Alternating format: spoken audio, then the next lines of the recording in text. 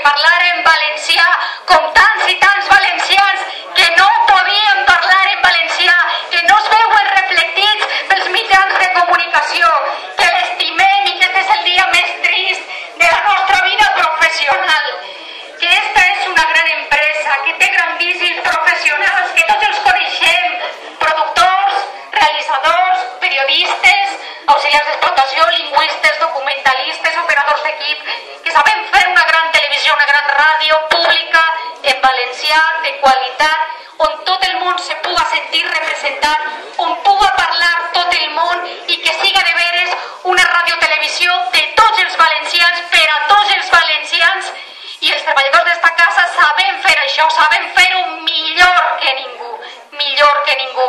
I ara aquestes persones que han robat els diners en esta casa, que no han respost de la seva nefasta gestió, van a tirar a vora 1.300 treballadors al carrer.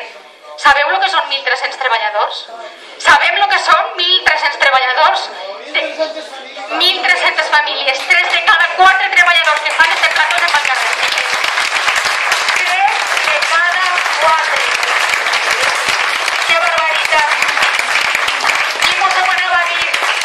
Tots recordem el primer dia que entrarem en esta casa. Els que entraren en l'any 89, els que entraren en el 90, en el 91, en el 92, després, quina il·lusió.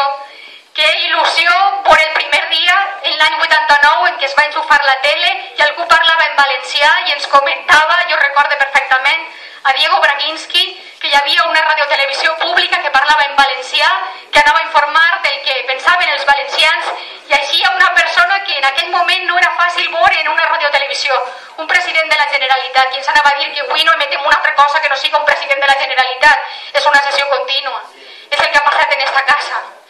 I tot això ho hem vist nosaltres, no ens ho ha de contar ningú. I volem lluitar per esta casa, anem a lluitar per esta casa, anem a lluitar per tots els llocs de treball, per tots